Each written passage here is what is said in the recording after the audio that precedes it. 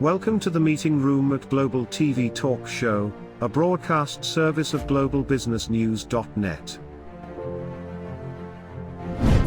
This episode from the meeting room of Global TV Talk Show is brought to you by The Bridge School, the accredited international online private school of choice, at bridgek12.org. Porch Light Rental and Destination Services. Reduce your renter lump sum or managed relocation costs. Visit them at porchlightrental.com. Cube Monk, featuring the world's first smart cube. Track your goods with our advanced GPS system. Welcome to the future of moving and relocation at cubemonk.com. Primestone Partners, featuring corporate, government, and developer housing solutions, as well as senior-level advisory services. Find them at primestonepartners.com. And by heirs.com. With our full range of services, we can help design and manage your international relocation. Find us at heirs.com. Insured Nomads provides protection and peace of mind with health insurance, travel insurance, group, or tailored insurance for the globally mobile.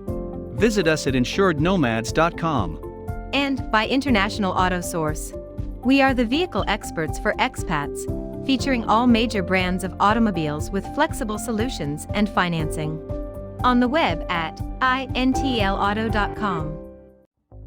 Become a global player in your field. Cross Culture to Go provides virtual support for your global business and career success. We can help you thrive in 140 plus countries and markets. On the web at crossculturetogo.com. This is Ed Cohen in San Diego, California, and today is 20 April 2021. And our special guest today is Sandrine Bardot, who's live with us in Dubai.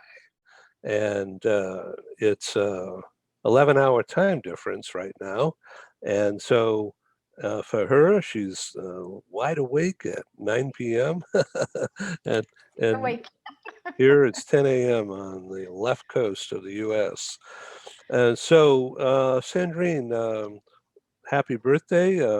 And I want to tell you that I just looked at, maybe 90 minutes ago, for the first time, your new video blog about your personal story, your first expatriate experience from Paris area to Rome. And that experience, as told by you, was, first of all, it was a vivacious story and very easy to follow. But more so, it was so real that everybody who's an expatriate at one time or another probably has that exact same experience. So why don't you tell us about the idea of, well, you went from Paris to Italy, but you really didn't speak Italian, but you could understand some of it. And so that was one aspect. And then the other is you didn't know anybody. Yeah. And people were a little nervous about, you being a new manager in their midst. So why don't you do a quick deep dive, take about a minute to let us know the main point of that. Okay, so first of all, whenever I've done an expatriation, I just realized the other day that I've always moved as a single woman by myself. So I've never been a trailing spouse, and I've never had a family to take care of, which in some way made some of the aspects of repatriation and expatriation easier, and some other aspects much more difficult, I would say, because you don't come with your inbuilt support network in the country if you don't have anybody moving with you. So when I first moved to Rome, that was my first expatriation. I didn't speak Italian. I moved for a new country, so it was a promotion, a new country, new manager, and new language. And when I moved there, it was great. I mean, really, really, the job was fantastic. I was very, very happy. I had a fantastic relationship with my manager. And as an expat, I've also now noticed that I'm not somebody who tends to mix very much with their fellow countrymen while abroad. I actually tend to not mix too much with the French people, because I'm like, if I'm abroad, I want to mix with other people. I don't want to meet the French already. I know French people already. And so I spent my first 9 months pretty much by myself, Oof. because there was a very specific situation in that company. So I don't know if you want me to dive into that or Well, discuss. specific situation. Yes. Okay, I'm all ears. Tell me. Okay, so basically, the company had a regional headquarters for South Europe, Middle East, and Africa in Italy, as well as an Italy countryside, all on the same location, the same building. And most of the directors at the regional level were expats, except for one director who was the CFO. He was Italian. And so they were kind of a close, and they were all gentlemen, and they were all like at the time in their mid 40s, more or less. So they were kind of a close-knit community between themselves. They were all living in the same area just outside of Rome, because we were working like 50 kilometers south of Rome.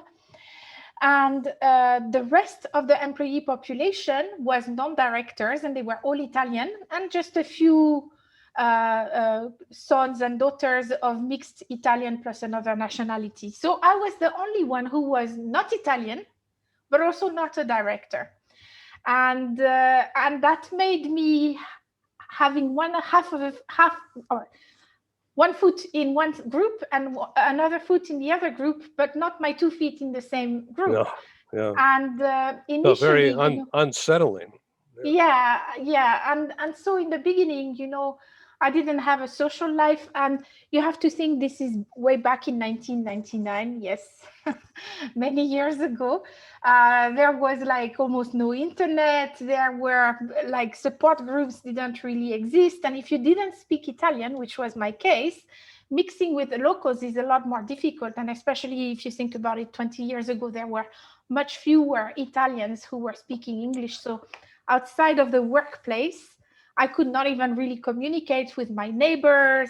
I remember first time I went to the local supermarket next to my home, I wanted 12 slices of Parma ham. And so I'm like, I would like 12 slices of Parma ham. And the guy couldn't understand. So I'm like, 12 slices of Parma ham, like this, pointing. And he's like, 12 fette di prosciutto di Parma. My first Italian lesson ever. And 20 years later, I still remember, because we couldn't communicate more than that. I had to teach myself how to speak Italian. And so it was a bit difficult in the beginning. And so I spent 9 months without going out with anybody, basically, just by myself. And one evening, it was late. I was doing some photocopies. I remember I was at the copy machine and I overheard two colleagues saying, "Hey, it's late, let's go grab a pizza." And I was so desperate. I said, I don't care, my pride, whatever. I'm just going to beg them. I want to go out and have just one evening with somebody. And so I said to them, "Hey guys, can I come with you?" And they were like, "Sure, Sandrine, why not?" And I said, "Well, you don't know, but it's the first time I'm coming out in 9 months." And they were like, "What?" And they had never thought that I was by myself. And I was the same age as they were. At the time, I was 28. And so all of a sudden, everybody started to invite me to everything that was happening. And it was a very close-knit community of people. They got on very well. And then I was accepted in the group. But if I hadn't made that first step, I would have remained by myself, because they didn't think, So lesson learned now for definitely. you expats out there, or those who want to be an expat, speak up. Yes, Speak up. exactly. Yeah. Exactly. Try to be proactive in establishing relationships that go beyond simply work. And if you're a trailing spouse, try to find activities where you can mix with other people. And if you go in a country where people don't speak your language and there are other expatriates, maybe you can find other, I hate, by the way this word trading spouse, I don't know if there's a better way to say it, but spouses, you can find other spouses with whom you can interact. And I think nowadays with internet, you find those groups on Facebook, you find those groups on Internation, you find those groups more easily, maybe even on Instagram by following what some people are sharing or something like that. So it's probably a little bit easier. But yeah, that wasn't so easy for me at the time when I first moved. So after that breakthrough, did work get easier and more encompassing? I would say no, in the sense that I was already very well engaged with everybody during the work time. Okay, I was going to all the coffee breaks with everybody. They were all talking Italian, but Italian and French are quite close, so I quickly understood what they were saying. And we got into that habit that everybody was speaking Italian, joking. I would laugh with them because I understood, and I would counter joke in English, and they all spoke English, so they would also laugh. And that was our kind of way of interacting. So I don't think that it changed that, but it changed my social life. And by having a better social life, I was more relaxed. I probably had more energy. I had a better balance. Yeah. So that's how probably it improved the experience, not just for me, but also in terms of maybe the quality, maybe not the quantity, but maybe the quality of some of my interactions with people, which is very important because I work in human resources. So people management is a big part. Whose job is it to make sure that people get out there and get acclimated? Is it the HR's job to do that? I think that HR policies for global mobility are often designed by people who have never been an expat themselves. Yeah. And so they don't think of those things, and they think it's maybe a luxury to have language education or a luxury to have cultural acclimatation. But actually, it's not. I mean, you need to have the support when you arrive in a new country to help you find a house, a school for the kids, open the bank account, set up, all those admin things like opening the electricity and the water in Italy. I remember. And going to the butcher and getting slices of yes, ham. Yes, maybe even. But also nowadays, I would say with Google Translate, probably you can take away a little bit of that age nowadays. So technology is a big help, but does not replace having a little bit of language knowledge, having not necessarily like huge lessons, but some minimum level, and also culture. I would say, because the way people react and interact, even in countries that are as close as France and Italy, we have a common border, we have a common even ancestry, because the Romans invaded the Gaul back maybe 2,000 years ago. So we do have even the language has the same roots, but the cultures are actually much more different than people think from the outside. And in a workplace, it does have an impact. Like, the French people are sometimes considered by the German as not being always on time, but I can tell you, compared to the Italians, we are spot on. I learned. So like in Italy, a stop sign is like a mere suggestion. No, maybe not to that point. I've seen that more in more Eastern countries. But I would say, for example, time is very different. The appreciation of time is very different. And so, like, you would organize a meeting at 2:00 and people would show up at 2:20 and then chit chat for 10 minutes. So I learned to program my meetings half an hour earlier than what I really wanted them to be, so that people would be at the time that I really wanted it. And also learn to accept that you have to also get into what the local culture is, because you're not right with your own thing. You have to adapt to how people, and they're not necessarily right either, but that's just the way it is, and you have to adapt to how it is. So I think from that point of view, that was a very important lesson, which helped me a lot when I moved to the UAE, where the diversity is like hundredfold what it is for moving from one European country to another European country. So with that in mind, is the UAE culturally more rigid in terms of 2 o'clock meeting means 2 o'clock, not 2:20? I would say that I think so, yes, because the mix of nationalities means that everybody needs to kind of, so you have to have a little bit of tolerance, but you don't have to have a lot of tolerance from a time point of view. The huge mixity and diversity of people that you meet, and I would say UAE and especially Dubai is probably the most diverse place that I've ever seen. And I've been to New York, I've been to other GCC countries, I've been to Singapore. The mix is not even as much. Even Abu Dhabi is less mixed than Dubai. So how do people get along? I mean, is it very well? It's not a problem. No, it's not. That's the surprising thing. I think because the fact that 90% of the population is expatriate means that we have a shared experience of being uprooted, of being by ourselves, of needing to network, of speaking English, which for most of us is a second or even a third language, of having to adapt to a new place. And so there's immediately a community that forms.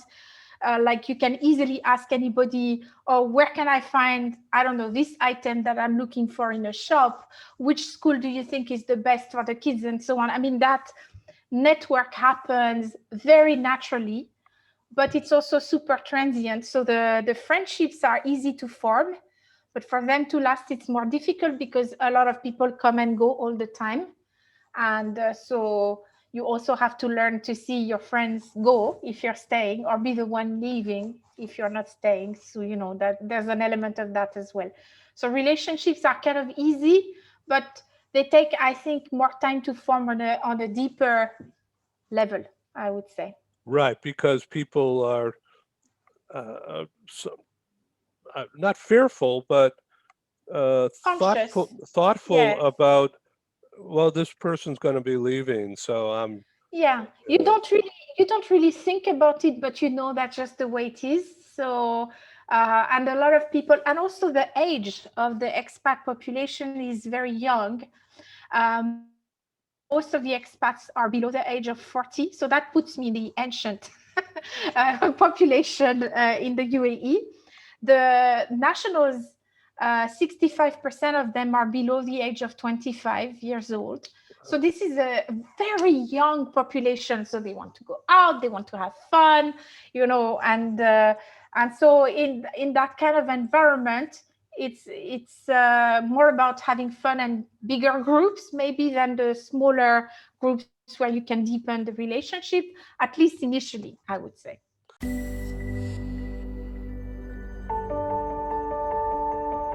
Something that's really neat is that the Bridge School partners with various organizations to provide learning for their students. For example, we partner with a major ballet company, and we are able to enroll several of their students into our school. So now not only is the student able to participate in a school and have a seamless transition while they're very active in their ballet career, but now they have other dancers that are with them that are doing some of the same courses. So it's almost becoming a camaraderie where they're taking similar courses, they're working together on their ballet, and really being able to form this great partnership with these organizations to provide a needed service. A lot of times there are student athletes who will spend hours and hours at the gym or at the basketball courts, wherever it is. And if they're attending a traditional school, they're in school from 8 to 3. They get a quick snack, and then they're at the gym for 3 to 4 hours in the evening. Coming to us and having that partnership, they're able to break that up throughout the day. They can have a morning practice, get some schooling in, have an afternoon practice, finish their schooling in the evening. So there's that flexibility. And additionally, if there are tournaments or performances, it's fantastic because if there's a week where they have shows straight through, they can take that week off of learning and then pick back up when they're done. So it offers this great flexibility. And for the program owners of these sports leagues, it is a win-win situation for them because they see this need. They see this need that their students need to make sure that they are obtaining the grades necessary to be successful adults in our country and in other countries. But it provides them an environment where they can be successful at both.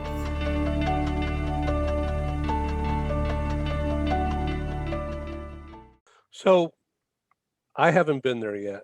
I'd like to go. No, you haven't. Please but come. You will love it. women in business Yes. and on the street, yeah, is it very conservative or is it just No. European normal? So in Dubai, it's very open. Of course, you cannot just go wearing underwear, which would be like no.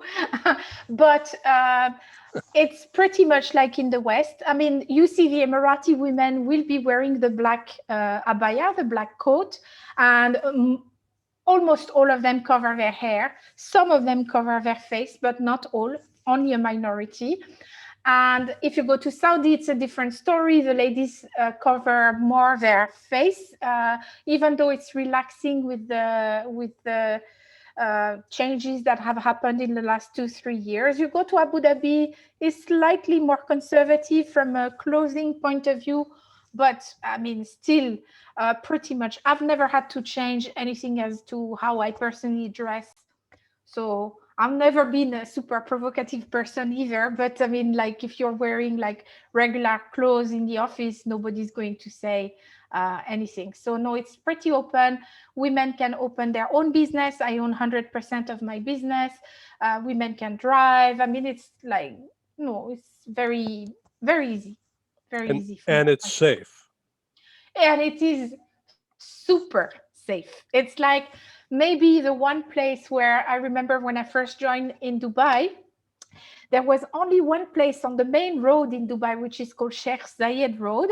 There was only one place that you could cross by foot, and it was by an underpass or tunnel. And I would go under that tunnel at midnight with no fear that anything would happen to me. You would not even make me do that at 9 p.m. in Paris, okay? Because I would be more scared in Paris.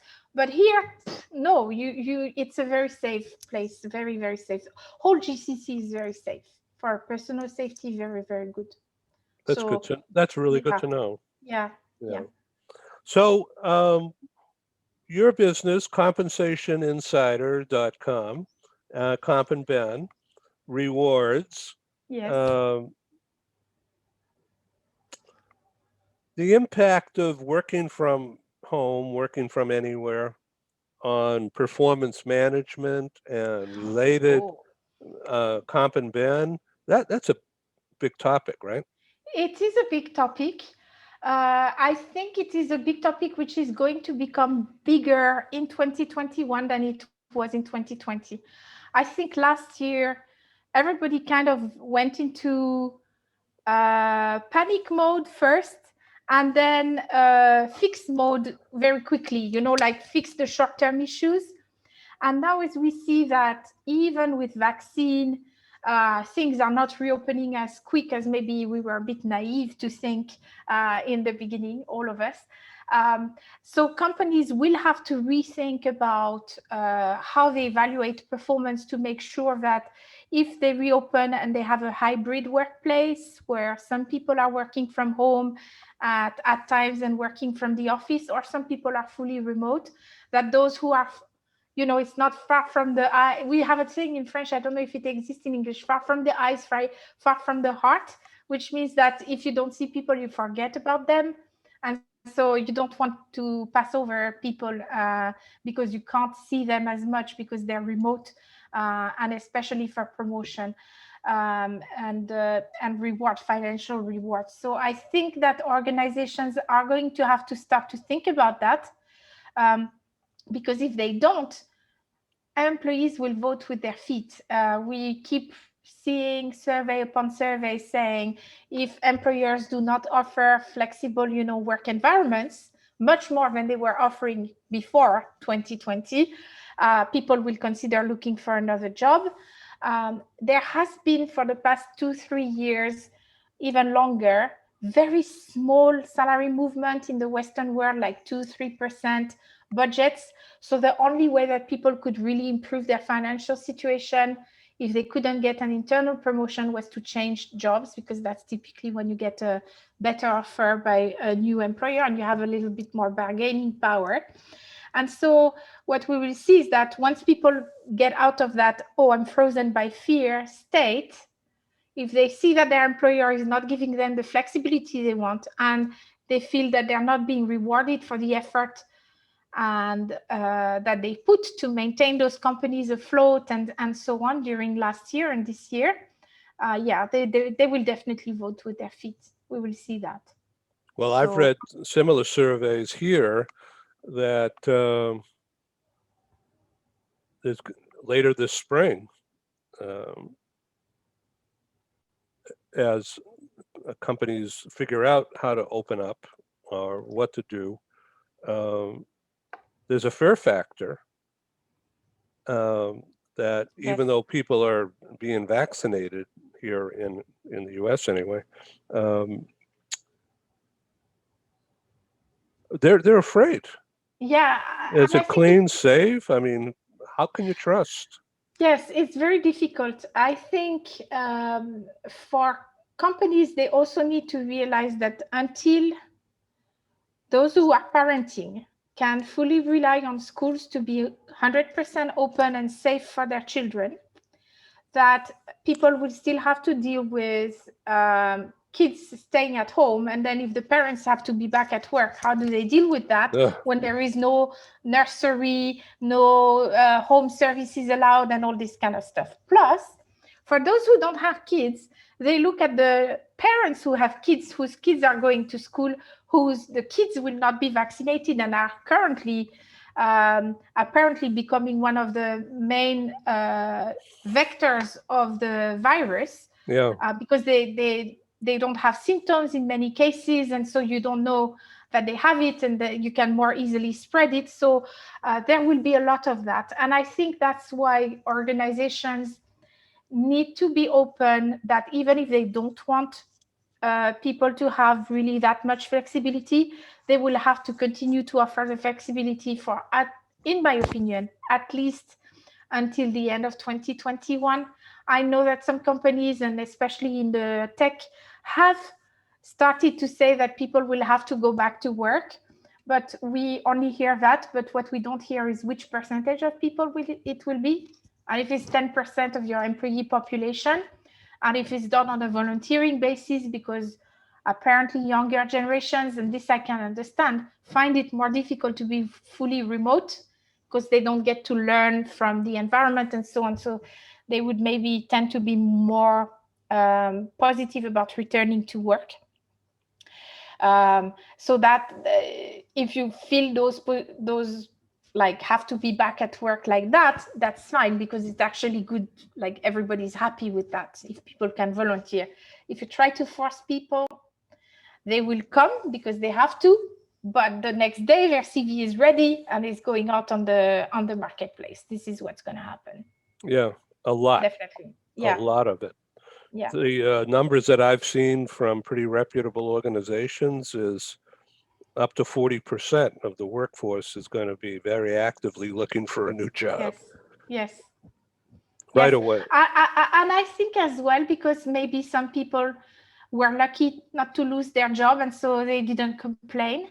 But if their employer was a little bit brusque in their way to handle the situation, or reacted in a way which was about cost saving, and the cost saving means let's get rid of people, not let's try to be creative to save costs in other ways, people will remember that. And this kind of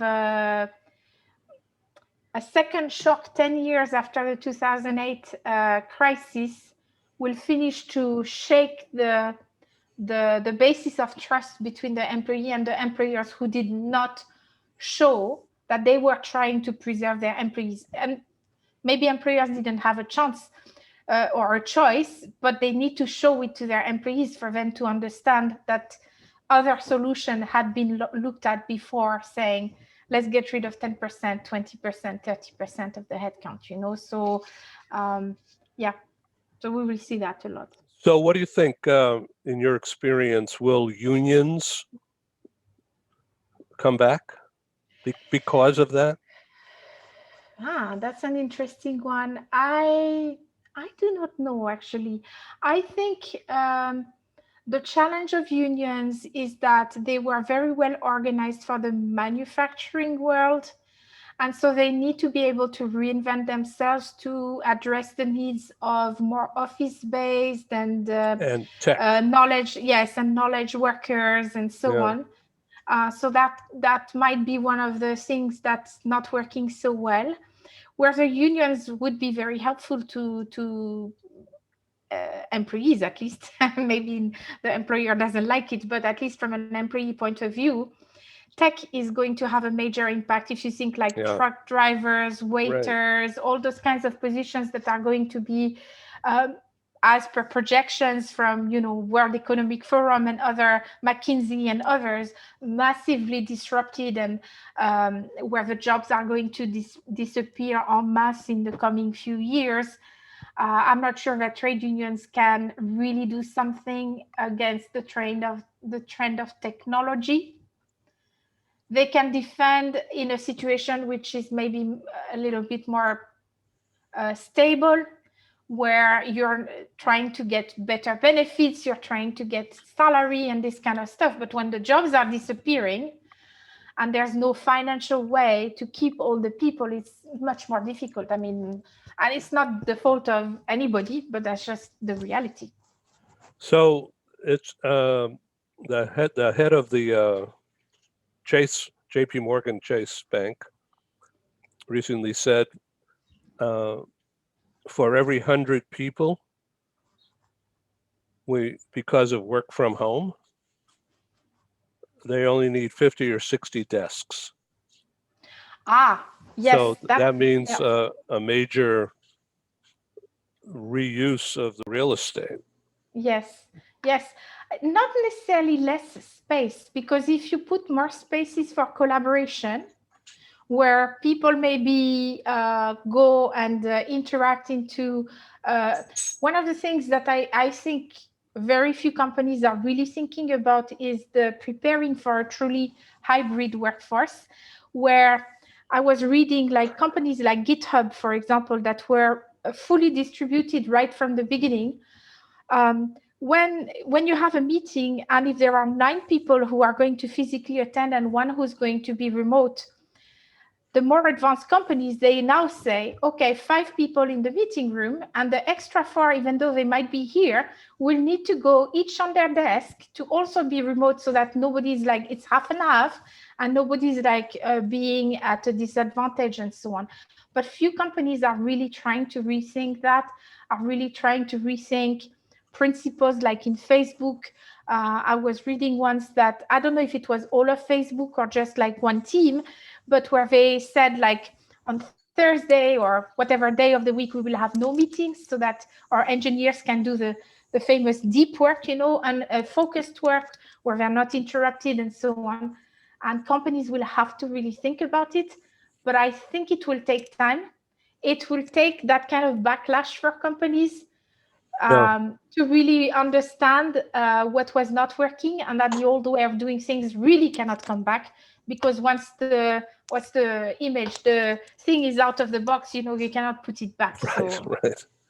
Sandrine Bardot, thank you for being on Global TV Talk Show again.